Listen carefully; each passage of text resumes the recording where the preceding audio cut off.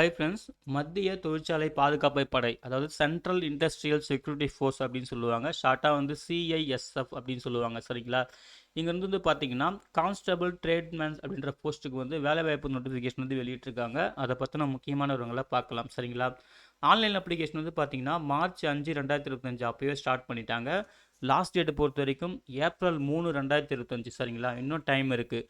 அதே போல் இதுக்கு வந்து யாரெல்லாம் எலிஜிபிள் பார்த்தீங்கன்னா male and female Indian citizens யார் வேணாலும் அப்ளை பண்ணலாம்னு சொல்லியிருக்காங்க. ஓகேங்களா?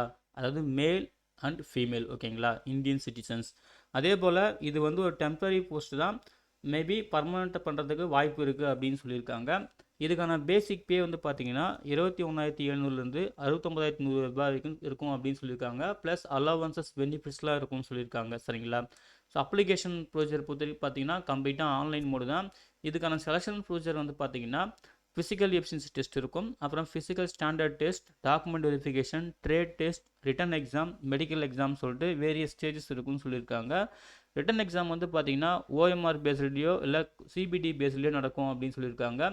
கொஷின் பேப்பர் லாங்குவேஜ் செட் பண்ணுறது வந்து பார்த்தீங்கன்னா இங்கிலீஷ் மற்றும் ஹிந்தி இந்த 2 லாங்குவேஜில் மட்டும்தான் இருக்கும்னு சொல்லியிருக்காங்க. ஓகேங்களா? ஸோ இதெல்லாம் வந்து ஒரு பேசிக் இன்ஃபர்மேஷன்ஸ் நல்லா நோட் பண்ணிக்கோங்க. ஓகேங்களா? அதே போல் ஃபீமேல் கேண்டிடேட் வந்து பார்த்தீங்கன்னா டோட்டல் வேகன்சியில் 10% வந்து வேகன்சி வந்து நாங்கள் ரிசர்வ் பண்ணி கொடுத்துருக்கோம்னு சொல்லியிருக்காங்க. Cut off date age calculation வந்து பார்த்தீங்கன்னா ஆகஸ்ட் 1 2025 அதன்படி ஏஜ் கால்குலேஷனும், அதே போல் எஜுகேஷன் குவாலிஃபிகேஷன், கேஸ்ட் சர்டிஃபிகேட் மற்றதெல்லாம் வந்து பார்த்தீங்கன்னா ஏப்ரல் 3 2025. ஸோ இந்த டேட் படி நாங்கள் வந்து கால்குலேட் பண்ணணும்னு சொல்லிட்டு டேட்டு இந்த கட் ஆஃப் டேட் வந்து நோட் பண்ணிக்கோங்க. அதன்படி உங்கள் க்ரைட்டீரியா வந்து நீங்கள் கால்குலேட் பண்ணிக்கலாம். சரிங்களா? ஸோ அதையும் வந்து பார்த்துக்குங்க.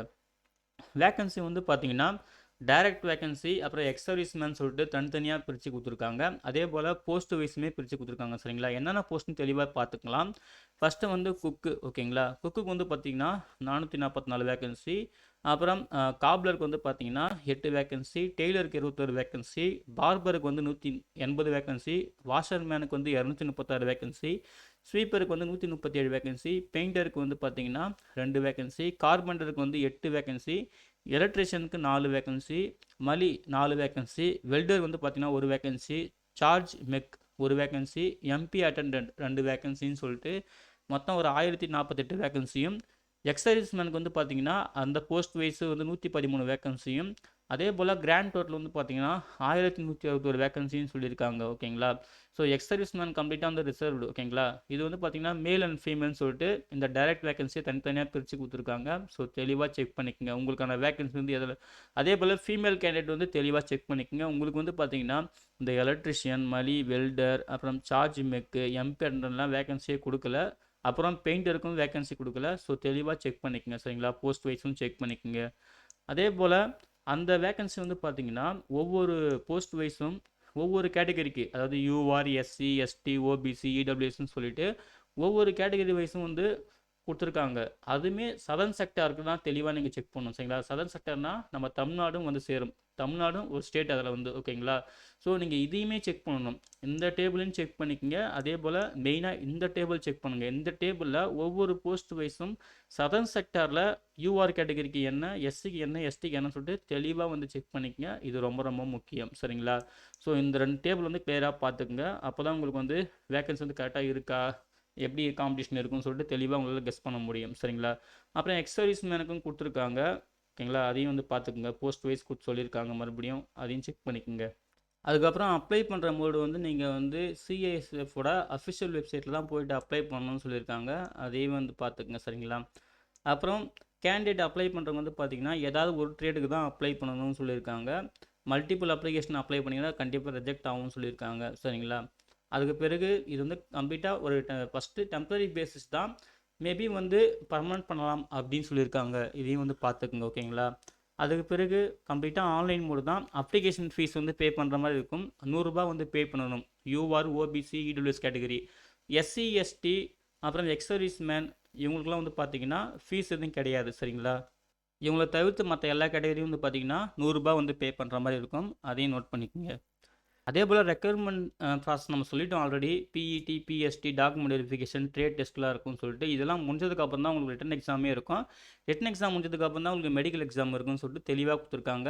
ஒவ்வொரு எக்ஸாமுக்கான அந்த கைட்லைன்ஸ், அதாவது இன்டிமேஷன், ஆல் டிக்கெட் டவுன்லோட் பண்ணுறது, என்ன மாதிரிலாம் இருக்கும் அதுக்கான இன்ஸ்ட்ரக்ஷன் தெளிவாக கொடுத்துருக்காங்க. ஒரு வேக்கன்சிக்கு ஒரு ஒரு ஸ்டேஜுக்கு எத்தனை பேர் கால் பண்ணுவோம் அப்படின்னு சொல்லிட்டு தெளிவாக கொடுத்துருக்காங்க. இங்கெல்லாம் நீங்கள் தெளிவாக செக் பண்ணிக்கலாம். சரிங்களா? அதே போல் லிஸ்ட் ஆஃப் டாக்குமெண்ட்டு செலக்ட் பண்ணுற கேண்டிடேட் வந்து பார்த்தீங்கன்னா டாக்குமெண்ட் வந்து அப்லோட் பண்ணுற மாதிரி இருக்கும். அதுக்கான அந்த லிங்க்குமே கொடுத்துருக்காங்க. நீங்கள் தெளிவாக நோட் பண்ணிக்கங்க. சரிங்களா? List of provisionally selected candidate will be upload on CIS. ஓகேங்களா? அதாவது செலக்ட் பண்ண கேண்டிடேட் லிஸ்ட்டுமே நாங்கள் வந்து சிஐஎஸ் வெப்சைட்டில் வந்து அப்லோட் பண்ணுவோம். நீங்கள் செக் பண்ணிக்கலாம் அப்படின்னு சொல்லியிருக்காங்க. அதையும் வந்து பார்த்துக்குங்க. சரிங்களா? கல்வி தகுதியை பொறுத்த வரைக்கும் பார்த்தீங்கன்னா நீங்கள் 10th வந்து பாஸ் பண்ணியிருக்கணும்னு சொல்லியிருக்காங்க. ஓகேங்களா? அப்படி இல்லைன்னா ஸ்கில்டு ட்ரேடு இப்போ வேரியஸ் போஸ்ட் சொல்லியிருந்தாங்க இல்லையா, அதாவது காப்லர், ட்ரெய்லர், குக்கு இந்த மாதிரி வந்து பார்த்தீங்கன்னா அந்த ட்ரேடில் வந்து நீங்கள் சர்டிஃபிகேட் கோர்ஸ் முடிச்சிருந்தாலுமே நீங்கள் அப்ளை பண்ணலாம் அப்படின்னு சொல்லியிருக்காங்க. ஓகேங்களா? அதுக்கப்புறம் அதில் ஸ்வீப்பர் அப்படின்ற போஸ்ட்டுக்கு மட்டும் நீங்கள் வந்து அதுக்கு வந்து ஸ்கில்டு ட்ரேடு தேவையில்லை, அதுக்கு வந்து அன்ஸ்கில்டு ட்ரேட் அப்படின்னு சொல்லிட்டாங்க. ஓகேங்களா? ஸோ இதுக்கு மட்டும்தான் அந்த டெய்லர், குக்கு, அப்புறம் கார்பெண்டர், பெயிண்டர் இதுக்கெல்லாம் வந்து பார்த்தீங்கன்னா நீங்கள் அந்த ட்ரேடில் வந்து சர்டிஃபிகேட் வந்து ஹோல்டு பண்ணியிருக்கணும். ஓகேங்களா? இண்டஸ்ட்ரியல் ட்ரைனிங் சர்டிஃபிகேட் இதை வந்து ஹோல்டு பண்ணியிருக்கணும். இல்லை 10th முடிச்சிருந்தாலும் ஓகே அப்படின்ற மாதிரி தான் சொல்லியிருக்காங்க. ஓகேங்களா? ஸோ இதை வந்து நோட் பண்ணிக்கோங்க. ஸ்வீப்பருக்கு மட்டும் வந்து பார்த்தீங்கன்னா எந்த சர்டிஃபிகேட்டும் தேவையில்லை, நீங்கள் வந்து 10th படிச்சிருந்தாலே போதும். இல்லை என் சர்டிஃபிகேட்டும் தேவையில்லை அப்படின்ற மாதிரி தான் சொல்லியிருக்காங்க. அதையும் நோட் பண்ணிக்கோங்க. ஓகேங்களா? அதே போல் நீங்கள் 10th முடிச்சிருந்தீங்கன்னா அது வந்து பார்த்தீங்கன்னா ஸ்டேட் போர்ட்லேயோ சென்ட்ரல் போர்ட்லேயோ வந்து முடிச்சிருக்கணும் அப்படின்னு சொல்லியிருக்காங்க. அதையும் நோட் பண்ணிக்கோங்க. ஏஜ் லிமிட் பொறுத்த வரைக்கும் வந்து பார்த்தீங்கன்னா மினிமம் 18 வயசு, மேக்ஸிமம் 23 வயசுன்னு சொல்லியிருக்காங்க. அதாவது 1 ஆகஸ்ட் 2025 அதன்படி தான் கால்குலேட் பண்ணுவோம்னு சொல்லியிருக்காங்க. அதையும் நோட் பண்ணிக்கோங்க.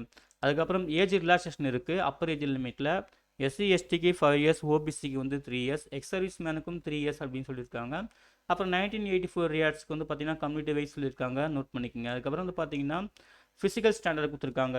மேல் கேண்டிடேட் கொடுத்துருக்காங்க, ஃபீமேல் கேண்டிடேட் கொடுத்துருக்காங்க தனித்தனியாக. ஸோ தெளிவாக செக் பண்ணிக்கோங்க.